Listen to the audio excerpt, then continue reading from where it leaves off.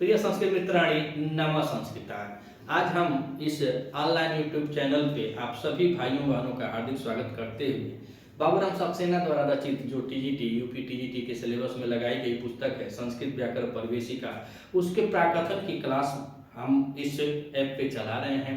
तो इससे पहले हम 2-3 क्लास में हम लोगों ने पढ़ा सीखा कि पाणिनि जी के जीवन परिचय के बारे में और जो महस्व सूत्र है उसके बारे में, और इससे पहले जो इस संज्ञा होती है किन किन वर्णों की संज्ञा होती है, यह सब हम लोग पढ़ चुके हैं। अगर आप चैनल पे नए हैं तो आप चैनल के प्लेलिस्ट पे जाइएगा, उसमें 2-4 वीडियो या बाबूराम सक्सेना द्वारा रचित संस्कृत व्याकरण प्रवेशिका के प्राकथन की वीडियो अपलोड कर दी गई है।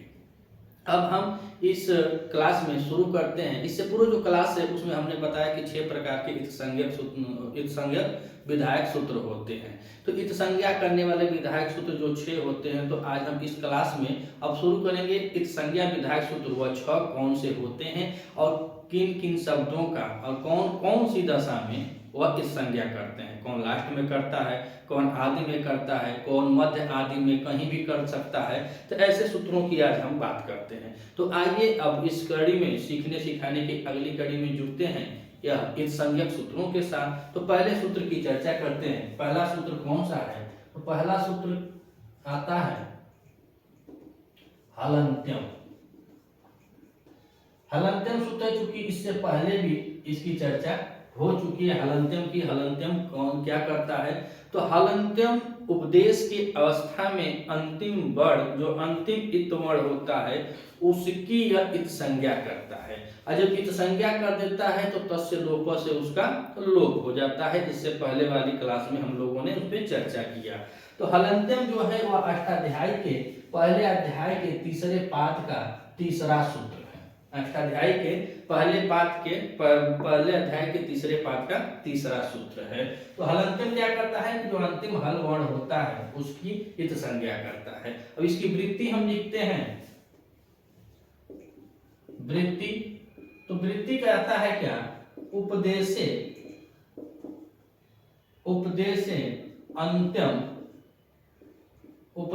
अंत्यम अर्थात उपदेश की अवस्था में अंतिम हल इत संज्ञा स्यात्। जो उपदेश होता है तो इसकी वृत्ति होती है उपदेशे अंत्यम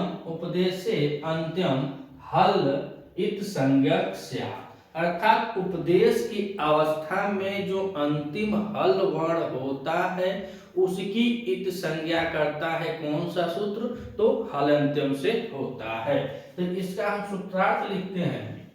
सूत्रार्थ, तो सूत्रार्थ के बारे में देखेंगे तो सूत्रार्थ में बताया जाता है क्या? उपदेश के अवस्था में उपदेश की अवस्था में अंतिम हल वर्ण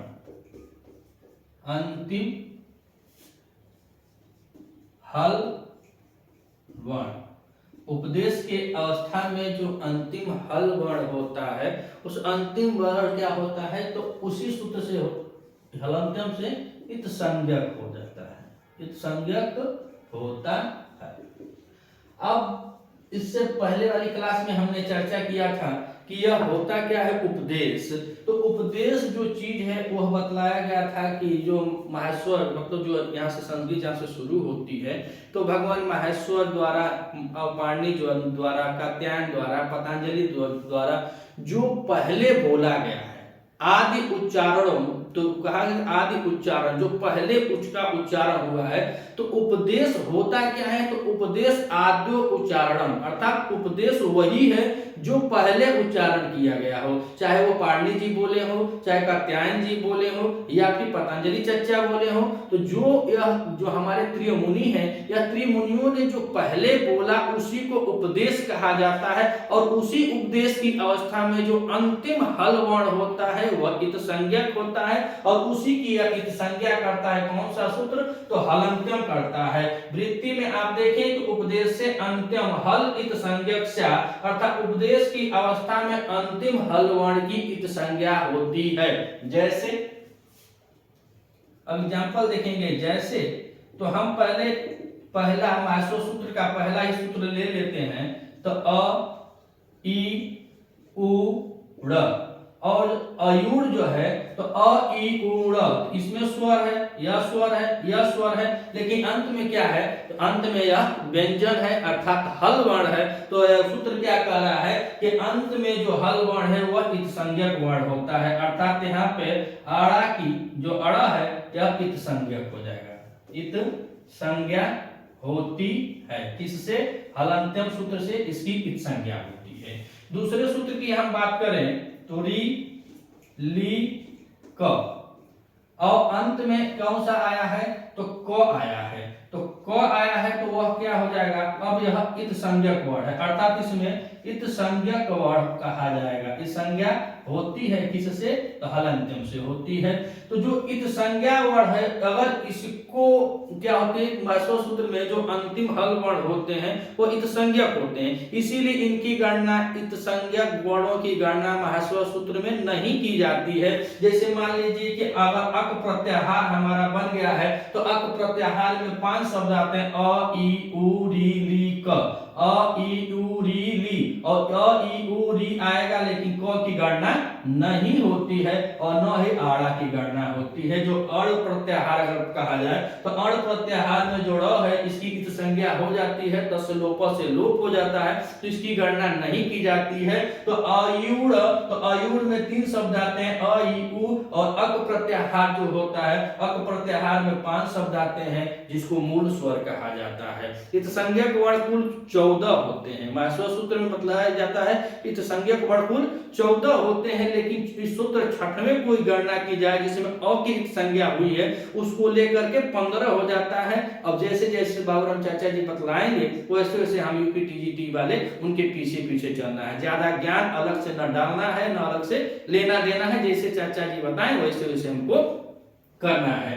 तो बता रहे हैं कि अयुड़ में ड़ की संज्ञा हुई है हलंत्यम सूत्र से, ऋलिक की तो हलंत्यम सूत्र से, और आगे हम बात करते हैं ह य व रट, हयवरट, और हयवरट जो है इसकी अगर देखें तो इसके अंतिम में क्या है, जो अंतिम हल वर्ण, यह बता रहा है कि इसके पहले स्वर हो व्यंजन, उससे मतलब नहीं है, मतलब यह है कि जो अंत में हल वर्ण होता है उसकी इत संज्ञा करने वाला सूत्र कौन सा होता है, तो हलंत्यम होता है। तो हयवरट में जो ट है वह अंतिम इत वर्ण है, अर्थात इसकी क्या हो जाएगी, इत संज्ञा होती है, इत संज्ञा होती है।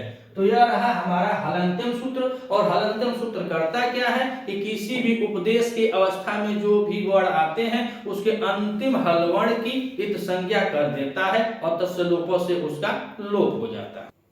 अब अगले सूत्र की बात करते हैं, उपदेशे, उपदेशे अनुनासिक, उपदेशे अज अनुनासिक इत, यह भी इत संज्ञक सूत्र है। और उपदेशे अज अनुनासिक से क्या होता है कि उपदेश की अवस्था में, पहले यह देखते हैं पहले अध्याय के 3रे पाद का यह दूसरा सूत्र है। तो इसमें अब बतलाया गया है कि उपदेश की अवस्था में अगर कोई अनुनासिक वर्ण हो, उपदेश की अवस्था में अगर कोई अनुनासिक वर्ण हो तो वह क्या करता है, वह उसकी उपदेश से अज अनुनासिक से इत कर देता है, अर्थात इत संज्ञा होती है। और इसमें पहले ध्यान से यह देखिए कि यह बतला रहा है कि उपदेश की अवस्था में जो वर्ण अनुनासिक है, तो अनुनासिक है तो यह नहीं कह रहा है कि आगे है कि पीछे है, आदि में है कि अंत में है या नहीं, मगर है जहां भी है उसकी यह इत संज्ञा करता है। यह नहीं कह रहा है कि मैं अनुनासिक वर्ण लास्ट में हो या अंत में हो या आदि में हो या पहले हो, ऐसा कुछ नहीं बता रहा है। बता रहा है उपदेश से अज अनुनासिक इत सूत्र यह बता रहा है कि उपदेश की अवस्था में अगर कोई अनुनासिक वर्ण हो तो उसकी इत संज्ञक सूत्र यही होता है अज अनुनासिक, अज अनुनासिक। तो कह दे रहा है, यह बता रहा है उपदेशे, उपदेशे, और उपदेश के बाद कह रहा है अच, और अच कैसा हो तो अच माने होता है स्वर, और स्वर कैसा हो तो अनुनासिक हो, तो पढ़ रहे हैं कि उपदेशे अच और क्या कर रहा है, अनुनासिक, अनुनासिक, अनुनासिक होना चाहिए। कि कैसा होना चाहिए, तो अनुनासिक होना चाहिए।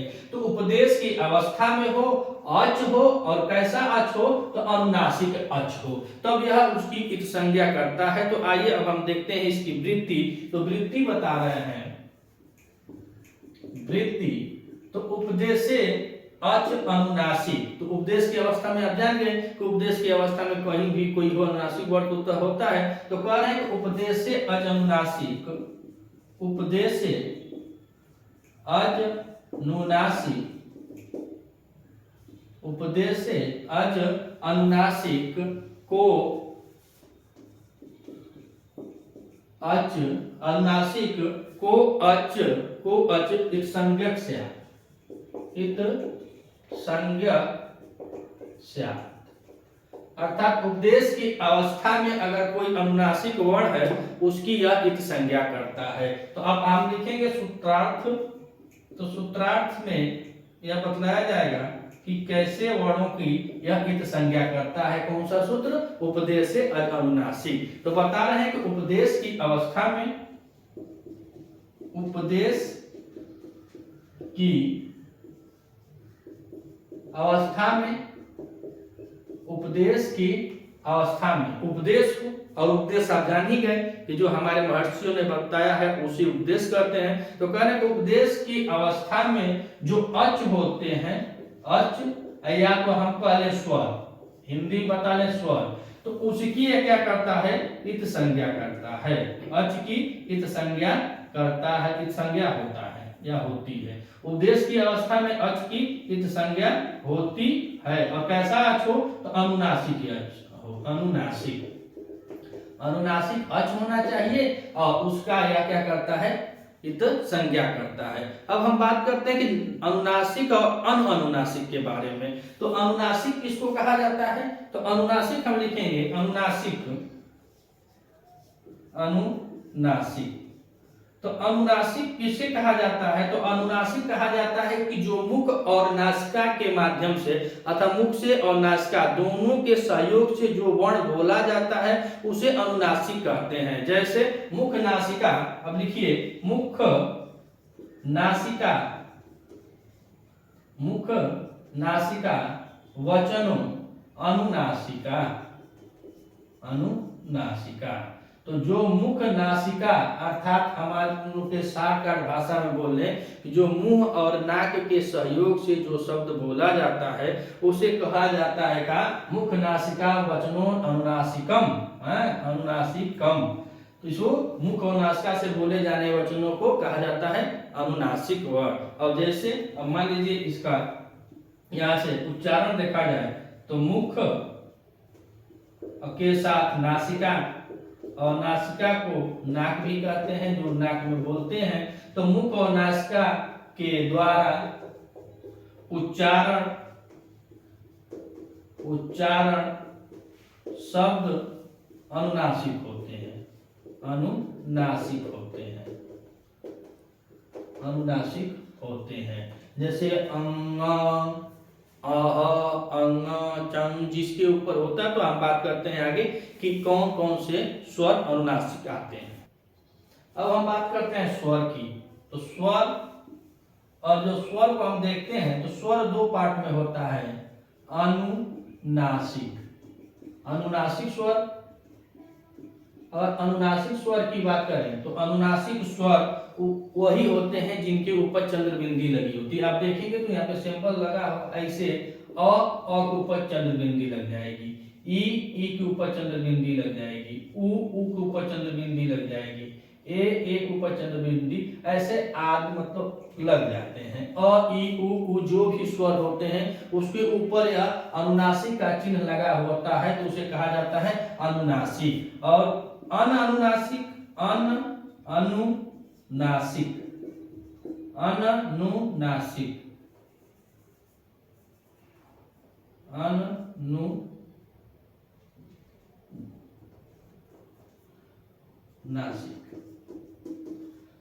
अनुनासिक स्वर। और जो अनुनासिक स्वर होते हैं वह क्या होते हैं, उनके ऊपर चंद्र बिंदी नहीं लगती है। अ ई उ ए आदि इनके ऊपर चंद्र बिंदी नहीं लगती है। तो जो अनुनासिक होते हैं उनके ऊपर चंद्र बिंदी लगी होती है, और जो अनुनासिक होते हैं उनके ऊपर चंद्र बिंदी नहीं लगी है। तो यह हम शुरू में ही बताया कि उपदेश अज अनुनासिक इत जो होता है वह अनुनासिक स्वरों की इत संज्ञा करता है, वह आदि और मध्य की बात नहीं करता है, वह जहां रहेगा वहां उसकी करेगा। तो जैसे हम एग्जाम्पल में लेते हैं, जैसे हम बात करें तो एक लेते हैं धातु चाहे प्रत्यय, तो जो पहले पट धातु ले लेते हैं, पट धातु, और पट धातु के साथ कतवतु होता है ना, कतवतु, और कतवतु में जो उ है वह क्या है, वह अनुनासिक है।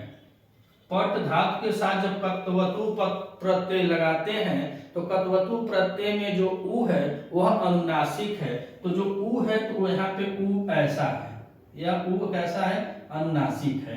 तो इस सूत्र से क्या करता है, उपदेश से अज अनुनासिक इत सूत्र क्या करता है, इससे इसमें उ की क्या हो जाती है, इत संज्ञा हो जाती है, उ की इत संज्ञा होती है, उ की इत संज्ञा होती है। कौन सा, तो कतवतु में। तो पट के साथ अगर कटवतु लगाते हैं तो कटवतु में उ जो होता है उसका उत संज्ञा हो जाती है। अब आगे हम दूसरा एग्जांपल लेते हैं, राम सु। राम के साथ अगर सु हम लगाते हैं तो यहाँ पे जो सु है यह भी उ इसमें अनुनासिक होता है, और जब उ अनुनासिक होता है तो यहाँ पे उ की इत संज्ञा हो जाती है, उ इत संज्ञा होती है, उ की इत संज्ञा होती है। और स्व विभक्ति में है तो जो स्व विभक्ति में है तो यह विभक्ति में तो इसका इस संज्ञा होगा ही नहीं, और किससे नहीं होगा, तो न विभक्तो तुष्मा। इस सूत्र से यहाँ पे स्व की विभक्ति निषेध हो जाएगी, यानी स्व की विभक्ति निषेध हो जाएगी, है तो यह नहीं हो सकता है। और उ जो होता है अनुनासिक जो होता है उसकी इत संज्ञा होती है किस सूत्र से, उपदेश से अज अनुनासिक से। अब आगे हम बात करते हैं लण की।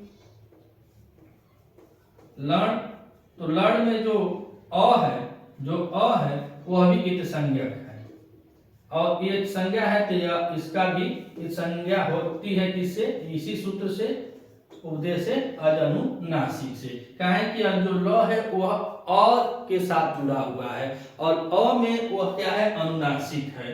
तो अ की इत संज्ञा होगी किससे, तो उपदेश से अज अनुनासिक से, और अ की संज्ञा किससे होगी, तो हलंत्यम से होगी। तो यह उपदेश से अज अनुनासिक सूत्र करता क्या है कि यह अनुनासिक स्वरों की इत संज्ञा करता है। अब आइए अगले सूत्र को देखते हैं। अब अगला सूत्र देखते हैं, आदि नि टूडव। आदि नि टूडव, और आदि नि टूडव जो सूत्र होता है वह आदि नि टूडव अष्टाध्यायी के पहले अध्याय के तीसरे पाद का, पहले अध्याय के तीसरे पाद का 5वां सूत्र होता है। कौन सा, आदि नि टूडव। और आदि नि टूडव कहता क्या है, यह कह रहा है कि किसी प्रत्यय के आदि में, किसी प्रत्यय किसी धातु के आदि में कहता है क्या कि किसी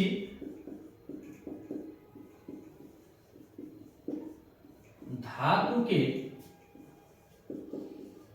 आदि में प्रयुक्त, किसी धातु के आदि में प्रयुक्त न,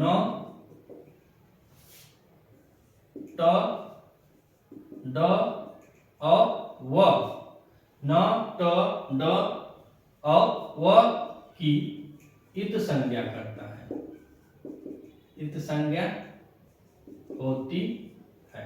कौन से सूत्र से, तो आदि नि टूडव से। और आदि नि टूडव सूत्र क्या बतलाया कि किसी धातु के आदि में, आदि मतलब पहले, जब किसी धातु के आदि में न्य हो, ट हो, ड हो, उनकी यह क्या करता है, इत संज्ञा करता है। अब हम वृत्ति देखेंगे, इसकी वृत्ति की बात करें, वृत्ति, तो वृत्ति में बतलाया जाता है कि उपदेश के अवस्था में उपदेशे धातुराध्या, उपदेशे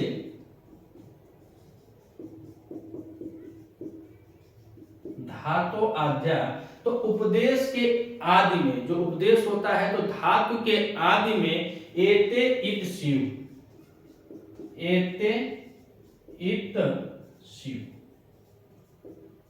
एते इत शिव। एते इत शिव का मतलब यह होता है कि बता रहा है, सूत्र कह रहा है कि उपदेश धातु अध्या अर्थात उपदेश की अवस्था में धातु के आदि में, आदि माने पहले, एते इत स्यु, एते अर्थात नी टू ड व, यह सबकी इत संज्ञा हो जाती है। कब? जब यह धातु के आदि में लगे होते हैं, धातु की आदि में लगे होते हैं, तब यह सूत्र क्या करता है, इनकी इत संज्ञा करता है। अब यहाँ पे लिखते हैं सूत्रार्थ।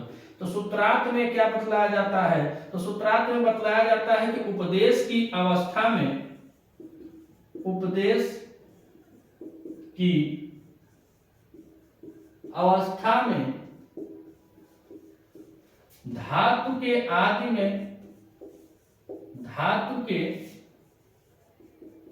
आदि में, और आदि माने पहले, ब्रैकेट में लिख लीजिए कि उपदेश की अवस्था में धातु के आदि में नी, नी टू और कह रहे हैं डू, नी टू डू और व की इत संज्ञा होता है, इत संज्ञा होती है किस सूत्र से, तो आदि नी टूड़वे। और आदि नी टूड़वे करता क्या है कि जब उपदेश होता है और उपदेश में जो धातु होते हैं तो धातु के आदि में जब नी आए, टू आए, डू आए, इनकी यह इत संज्ञा कर देता है। जैसे एग्जांपल लेते हैं, जैसे तो एक धातु आती है नी भी, नी भी, और नी भी की बात करें तो इसमें नी जो होता है वह इत संज्ञक हो जाता है। क्या होता है? नी इत संज्ञक होता है, इत संज्ञक होता है। निभी, और निभी धातु में, और निभी धातु में जो होता है नी, वह इत संज्ञक होता है। दूसरी धातु की बात करें डुक्रिय, और डुक्रिय धातु की बात करें तो यहाँ पे जो न्य है, तो यहाँ पे कह रहे हैं क्या कि धातु के आदि में होना चाहिए, यह नहीं कि अंत में होना चाहिए। तो यह न्य है तो अंत में है, लेकिन इसके आदि में क्या है, डू है, तो यहाँ पे डू की क्या हो जाती है, डू की भी इत संज्ञा हो जाएगी, इत संज्ञक होता है। और अगर नी की बात करें तो नी किससे होता है, तो नी हलंत्यम से होता है। जो अंतिम हलवर्ण है इसके लिए सूत्र क्या लगेगा, हलंत्यम, हलंत्यम ही लगता है। जो नी है वह हलंत्यम से इसका हो जाएगा, और जो डू है वह आदि नी टूड़वे, क्योंकि आदि में है, और आदि में जो वर्ड है धातु के आदि में नी टू ड व इत्यादि जो आते हैं उसकी इत संज्ञा करता है। कौन सा सूत्र, तो आदि नी टूड़वा। जैसे एग्जांपल में हम लेते हैं, दो धातुओं को लेते हैं डुक्रिय, एक डुक्रियों को ले लेते हैं और दूसरी धातु को हम लेते हैं डू पचस, डू पचस, डू पचस। अब यह दोनों धातु हैं, और दोनों धातुओं को देखिए, इसमें 2 गो 3 गो सूत्र जो है वह सब लगते हैं, 2 3 3, यह नहीं कि धातु एक के है तो एक के सूत्र लगेगा। अगर जैसे धातु है तो एक ही धातु में 2 3 सूत्र लगते हैं, तब जाके धातुओं का पता चलता है। तो अब मान लीजिए कि हम इसकी बात कर रहे हैं डुक्रिय में, तो पहली यह क्या बता रहा है कि हलंत्यम, और हम लोगों ने पढ़ा क्या, हलंत्यम और हलंत्यम पर चर्चा किया कि जो अंतिम हल वर्ण हो वह इत संज्ञक होता है। किस सूत्र से होता है, तो हलंत्यम से होता है। तो अब यहाँ पे डुक्रिय में 9 की देखेंगे तो इत संज्ञा किससे होगी, इत संज्ञा किससे होगी, तो हम लोग जानते हैं कि हलंत्यम जो होता है वह अंतिम हल वर्ण की इत संज्ञा करता है। तो न्य की इत संज्ञा किससे होगी, अब यहाँ पे तो होगी कौन से सूत्र से, तो हलंत्यम से, हलंत्यम सूत्र से न्य की इत संज्ञा हो गई। उसके बाद हम देखिए क्या कि आदि नी टूड़व, और आदि नी टूड़व सूत्र कहता क्या है कि उपदेश की अवस्था में जो धातु के आदि में नी हो, टू हो, डू हो, उनकी यह इत संज्ञा करता है। तो अब यहाँ पे हम इस संज्ञा डू की करवाएंगे, तो डू की संज्ञा होगी तो किससे होगी, तो इत संज्ञा हो गई, मान लीजिए कि डू की इत संज्ञा और इत संज्ञा हुआ किसका, डू का। तो इसके लिए सूत्र कौन सा प्रयोग होगा, तो हम लोग अभी पढ़े हैं, कौन सा प्रयोग होगा, आदि निटुड़व। कौन सा सूत्र होगा, आदि निटुड़व।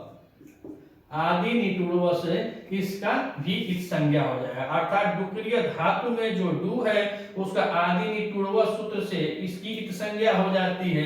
जो अंतिम हल वर्ण है न्य है उसका हलंतम से इत संज्ञा हो जाता है। तो इसमें से शेष जो बचती है वह क्रिया धातु बचती है। कौन सी, क्रिया धातु बचती है। और क्रिया धातु का रूप चलता है करोती में, तो करोती कुर्तक बनती है ऐसे, तो क्रिया धातु शेष बचती है। अगर क्रिया को देखा जाए तो इसका पूरा धातु कौन सा होता है, डुक्रिय होता है। और डुक्रिय में से इत संज्ञक होने के बाद इसमें से शुद्ध रूप से बचता क्या है, क्रिया धातु बचती है। उसी तरह अगर हम बात यहाँ पे करें तो यह देखिए यहाँ पे स है और स में बताया गया है कि अंतिम हल वर्ण हो, और अंतिम हल वर्ण हो तो वह किससे संज्ञा होगी, तो अंतिम हल वर्ण की संज्ञा किससे होती है, तो हलंत्यम से। यह भूलने वाली चीज नहीं है, न ही आप रट्टा मार सकते हैं, बस आप सीख सकते हैं। और सीखने सिखाने की कड़ी में बड़े ध्यान से देखिए कि हम लोग पढ़े कि हलंत्यम जो होता है अंतिम हल वर्ण की इत संज्ञा करता है।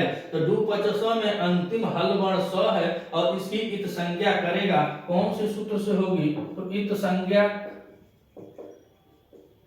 कौन सा सूत्र है, तो हलंत्यम। हलंत्यम से इसकी इत संज्ञा हो गई है, किसकी, स की। अब हम यहाँ पे देखेंगे च, और च के ऊपर लगी हुई है चंद्र बिंदी। तो च में जो अ छिपा हुआ है, तो जो च में अ छिपा हुआ कैसा है, तो अनुनासिक अच है। और जब अनुनासिक अच है तो इसको हम लोगों ने पढ़ा उपदेश अवस्था में, जो अनुनासिक अच होते हैं तो कौन से सूत्र से होती है, तो उपदेश से अज अनुनासिक सूत्र से इसकी इत संज्ञा होगी।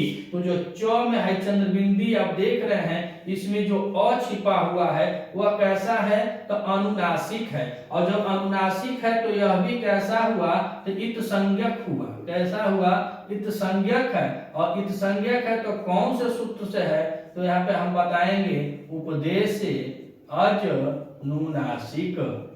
उपदेश से अज अनुनासिक इत, पूरा सूत्र क्या है, उपदेश से अज अनुनासिक इत से इसकी इत संज्ञा होती है। किसकी, अनुनासिक स्वर है। और च के ऊपर चंद्रबिंदी लगी है तो अनुनासिक स्वर उसमें से अ निकलेगा, उसकी इत संज्ञा होगी। तो किस सूत्र से होगी, उपदेश से अज अनुनासिक सूत्र से होगी।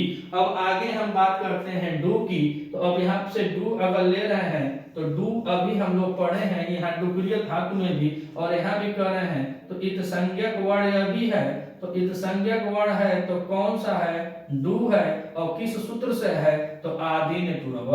आदि निटुड़व, आदि निटुड़व से इसकी संज्ञा हो जाएगी, तो डू की भी इत संज्ञा हो गई है। और जब आदि निटुड़व से डू की इत संज्ञा हो गई है, तो यहाँ से बचेगा का, यहाँ से बचेगा प, और यहाँ से आएगा च, और च में से जब अ निकल गया है तो ये हो जाएगा हलन, तो यह कट जाएगा, तो बचेगा कौन, पच धातु। कौन सी धातु बचेगी, पच धातु। तो ऐसे ऐसे सूत्रों का प्रयोग हमारे संस्कृत व्याकरण में किए जाते हैं। और देखिए यहाँ से पच धातु को निकालने के लिए इसका पूरा शब्द जितना था डू पचस था, और डू पचस में कैसे कैसे इत संज्ञा करके यहाँ पे निकली है पच धातु, और यहाँ पे डुक्रिय में से निकली है क्रिय धातु। अब हम आगे बात करते हैं अगले सूत्र, और अगला सूत्र हम देखते हैं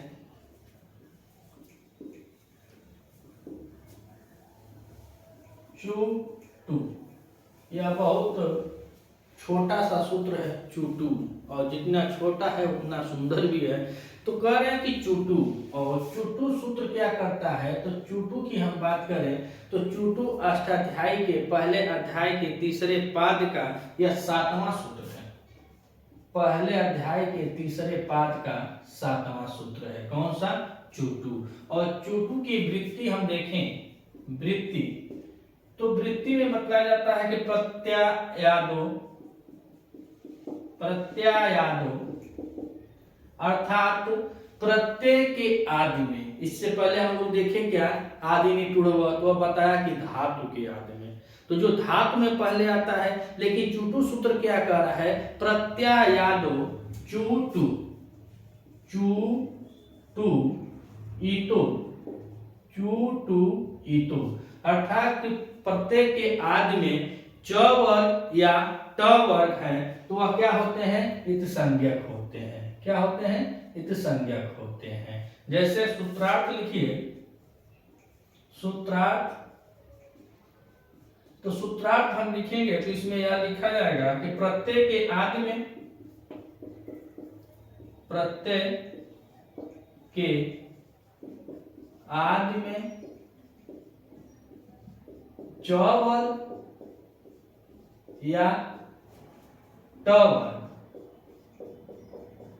कोई प्रत्यय हो तो बताया जाता है कि चुटू जो सूत्र होता है तो किसी प्रत्यय के आदि में च वर्ग हो या ट वर्ग हो। च वर्ग का मतलब च छ ज झ इया और ट वर्ग का मतलब ट ठ ड ढ आड़ा।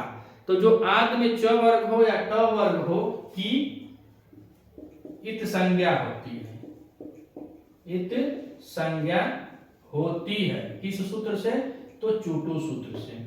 जो चुटू सूत्र है वह प्रत्यय के आदि में अगर आए च वर्ग या ट वर्ग, तो च वर्ग को हम देखें, इसको भी लिख दे रहे हैं च वर्ग, और च वर्ग में आता क्या है, च छ ज झ इया। ट वर्ग की बात करें, ट वर्ग, तो ट वर्ग में ट ठ ड ढ आ, यह पांच पांच शब्द जो हुए यह इनकी या दोनों की क्या करता है, इत संज्ञा करता है चुटू सूत्र। लेकिन कब करता है, तो कह रहे हैं कि किसी प्रत्यय के आदि में च वर्ग या ट वर्ग आए तो वह इत संज्ञक होते हैं। आना कहाँ चाहिए, तो आदि में। आदि मतलब प्रत्यय के आदि में, यह नहीं कि धातु के आदि में। प्रत्यय हो और प्रत्यय के आदि में अर्थात पहले च वर्ग हो या ट वर्ग हो तो वह इत संज्ञक होते हैं। जैसे हम एग्जांपल लगा लेते हैं यहीं पे, जैसे राम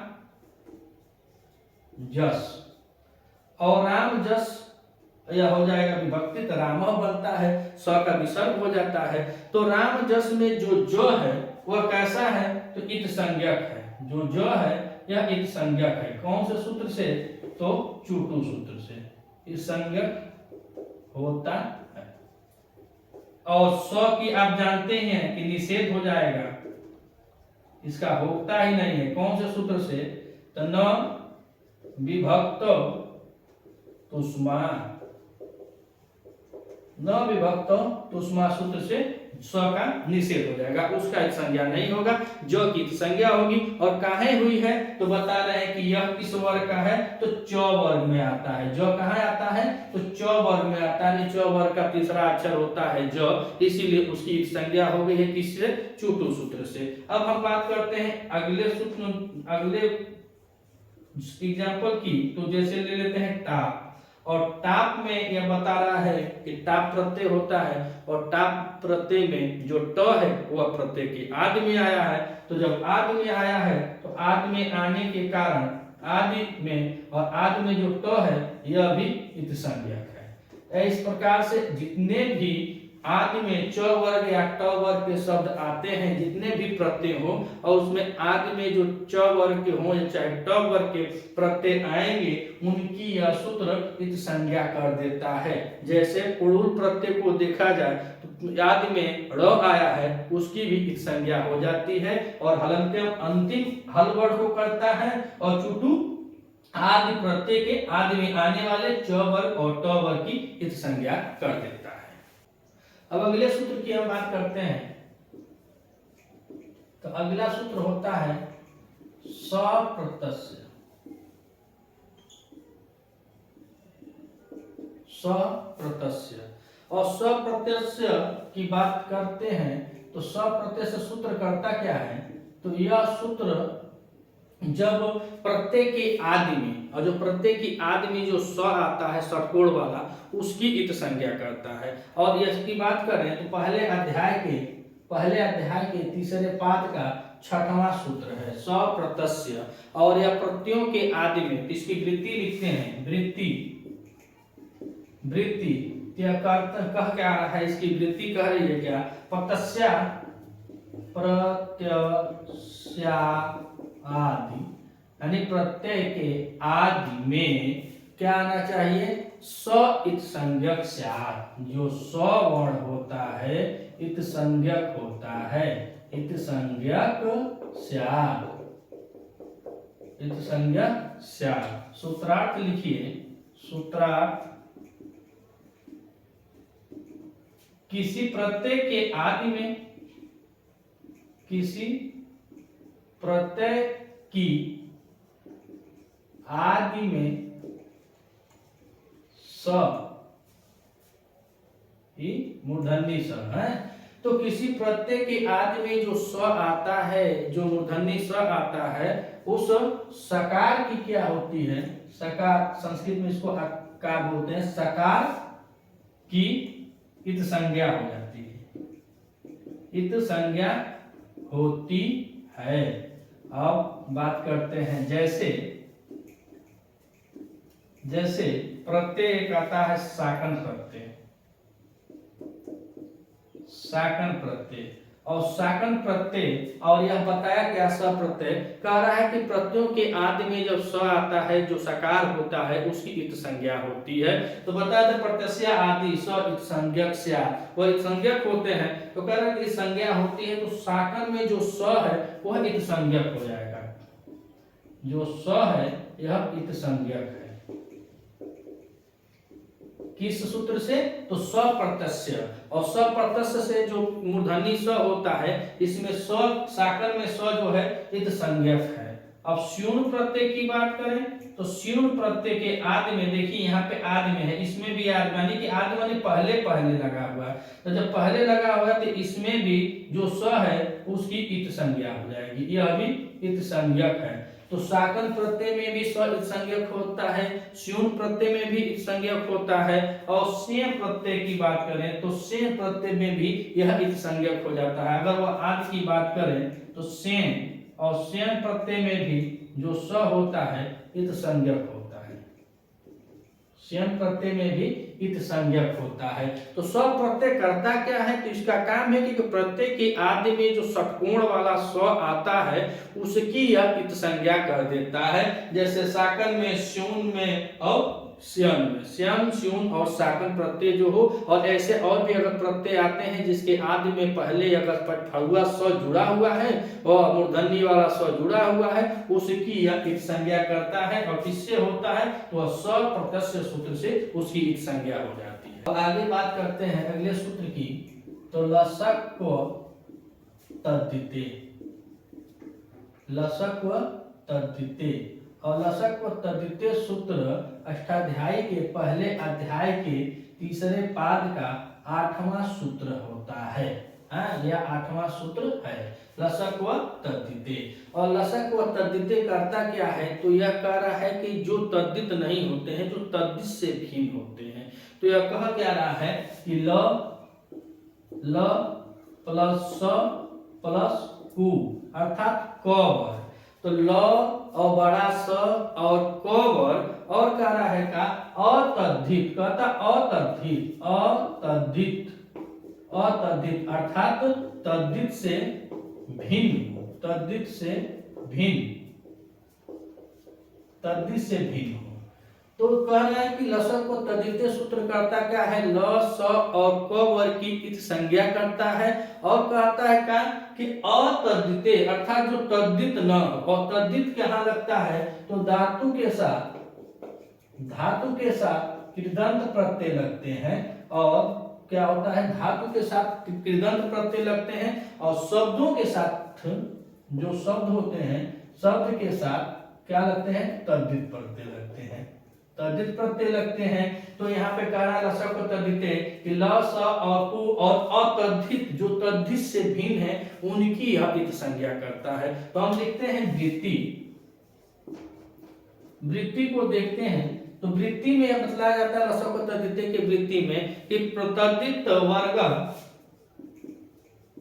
तद्धित वर्ग, जो तद्धित होते हैं वह तद्धित वर्ग नहीं, यानी अतद्धित के साथ है तद्धित वर्ग प्रत्यज्ञा, प्रत्याध्या, प्रत्याध्या जो तद्धित वर्ग के प्रत्यय होते हैं उसमें ल, स, क वर्गा, ल स और क वर्ग के जो क ख ग घ अंग होते हैं उनकी क्या करता है, इत करता है, यानी कि इत स्यु, ये क्या करता है, इत संज्ञा करता है। जैसे सूत्रार्थ लिखे हम, सूत्रार्थ, तो सूत्रार्थ में बताया जाएगा का कि उपदेश की अवस्था में, उपदेश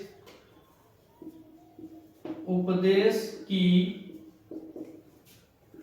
अवस्था में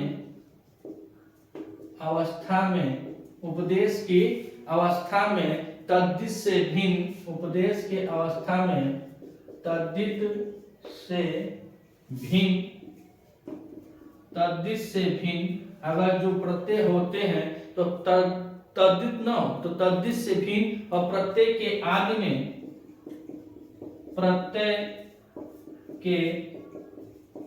में ल, स और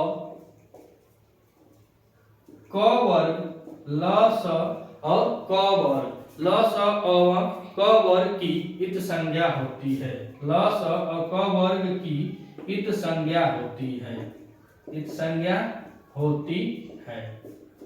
अब यहाँ पर हम डायरेक्ट लिख दिए ल और स, जैसे लकार और सकार और क वर्ग की इत संज्ञा होती है। जैसे अगर हम बात करें कि जैसे एग्जाम्पल को यहाँ पे लिखते हैं, जैसे एक प्रत्यय आता है कौन सा, लेप प्रत्यय, लेप प्रत्यय, और लेप प्रत्यय में जो ल है वह आदि में है। तो बताया क्या है कि तद्धित से भिन्न हो और आदि में हो। तो आदि में लेप प्रत्यय में क्या है, आदि में, तो आदि में ल है और यह क्या है, इत संज्ञक है, इत संज्ञक है। कौन सा, लेप प्रत्यय का जो ल है वह इत संज्ञक है। और दूसरे प्रत्यय की हम बात करें तो दूसरे प्रत्यय को हम लेते हैं सानस प्रत्यय, सानस प्रत्यय, और सानस प्रत्यय में आदि में क्या है, तो आदि में स है, आदि में स है, तो स है तो यह भी क्या है, इत संज्ञक है, आदि में स है तो सानस प्रत्यय का जो स है यह भी इत संज्ञक है, और जो च है तो अंतिम हल वर्ण है तो वह किससे जाएगा, तो वह तो हलंत्यम सूत्र से जाएगा। अब हम बात करते हैं कत्वा प्रत्यय की, तो कत्वा प्रत्यय में आदि में क्या है, तो आदि में क है, तो कत्वा प्रत्यय के आदि में क है तो यह भी कैसा है, इत संज्ञक है, इत संज्ञक है। अब आगे एक और सूत्र दिया है, वह दिया है कौन सा, सिद्ध गौराधिगच्छ, इसकी हम चर्चा करते हैं। यह कहता है कि ये अनुबंध प्राय वृद्धि गुण आगम आदेश उदात्त स्वर प्रवृत्ति प्रक्रियाओं के निमित्त बनते हैं। जो इतने अनुबंध हुए हैं, जो संज्ञा हुई है, तो पहले ही बताया गया था इस संज्ञा और लोप को अनुबंध ही कहा जाता है। तो यहाँ पे बता रहे हैं कि जो ये अनुबंध है वो प्राय वृद्धि के साथ गुण और आगम आदेश उदात्त स्वर प्रवृत्ति प्रक्रियाओं के साथ निमित्त बनते हैं। अब इसको हम अगले सूत्र में देखेंगे। तो जो सूत्र आता है कौन सा, तो सूत्र की बात करें तो गौरादिभिश्च,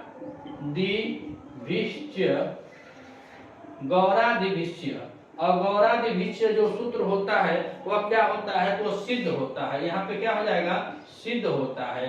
तो यह सूत्र लगा करके पाणिनि जी बतला दिए कि जो गौड़ सूत्र होते हैं जिसमें स की इत संज्ञा हुई होती है, जैसे यह स और स की इत संज्ञा होती है, उसमें कौन सा लगता है, तो बता दें गौरादि, गौरादि गण, और गौरादि गण जब बता दिए तो इन सूत्रों के साथ क्या होता है, इन प्रत्ययों के साथ डिस प्रत्यय करके इसमें स्त्रीलिंग बनाया जाता है। जैसे हम बता दे रहे हैं, अगर यहाँ पे एग्जांपल लें तो हमारे पास एक आती है कौन सी, रुंज, और रुंज के साथ शून्य प्रत्यय लगता है, और जो शून्य प्रत्यय लगता है तो शून्य प्रत्यय का शेष क्या हो जाता है, सिद्ध बचता है। और सिद्ध बचने का मतलब यह है कि यहाँ पे न का हलंत्यम से इत संज्ञक हो जाता है, और स से स अप्रत्यय से, और यहाँ पे जो ऊ है, ऊ का यहाँ पे क्या बच जाता है, तो जो ऊ का यहाँ पे शेष जो बचता है वो बचता है ऊ, और ऊ को एक सूत्र आता है इवारो नाको, और इवारो नाको से यू का क्या हो जाता है,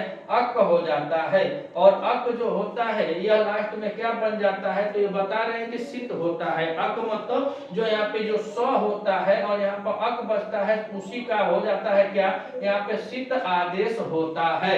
और जब सित आदेश हो जाता है तो उसको बतलाया जाता है कि रजक जो एक है, तो रजक के साथ जो रजक होता है, तो रजक के साथ हम क्या लगा सकते हैं, इसमें हम डिस प्रत्यय लगा सकते हैं। क्या है कि डिस का ई जो होता है यही शेष बचता है, और रंज धातु में जो है तो शून्य प्रत्यय होना चाहिए, और शून्य प्रत्यय में जो स है, तो यह बता रहे हैं कि सिद्ध गौराधिविच्य सूत्र से स की जिसमें इत संज्ञा होती है उसी को हम लगा करके क्या बनाते हैं, स्त्रीलिंग बनाते हैं। जैसे रजक के साथ अगर हम डिस प्रत्यय लगा दिए तो यहाँ पे हमारा शब्द बनता है क्या, रजकी। यहाँ पे कौन सा शब्द बन जाता है, डिस का ई शेष बचता है, तो हमारा बनता है शब्द कौन सा, रजकी शब्द बनता है। और रजकी के साथ अगर रजकी के साथ लगता क्या है, तो रजक के साथ इसमें रजक के साथ इसमें सित लगता है या डिस लगता है, तो सित ही शेष बचता है, तो यही सित कहलाता है। तो रजक के साथ सित लगता है तो शब्द बनता है रजकी। और काहे लगता है, तो कह रहे हैं कि स इत संज्ञा हुई, जिन प्रत्ययों में स की इत संज्ञा होती है उसी का इसमें प्रयोग किया जाता है का, सिद्ध गौराधिवस्य सूत्र से उसमें स का ही प्रयोग किया जाता है। और जो स होता है वह उसकी इत संज्ञा हो, जैसे शून्य प्रत्यय में स की इत संज्ञा हुई है तो ऊ बचा, ऊ का अक हुआ, तब जाके डिस प्रत्यय के साथ में रजक के साथ ई जुड़ता है तो बनता है रजकी। अगर आप चैनल पे नए हैं तो चैनल को सब्सक्राइब कीजिएगा, वीडियो अच्छी लगे तो वीडियो को भी लाइक कीजिएगा। यह यूपी टीजीटी के सिलेबस में बाबूराम सक्सेना द्वारा लिखित यह पुस्तक संस्कृत व्याकरण प्रवेशिका की जितना हमारे अंदर सामर्थ्य रहेगा उस सामर्थ्य के अनुसार आसान से आसान भाषाओं में हम आपके लिए और आपके साथ संघर्ष करते रहेंगे और आसान से आसान भाषाओं में वीडियो को अपलोड करते रहेंगे। मिलते हैं अगले वीडियो में, तब तक के लिए नमः संस्कृता।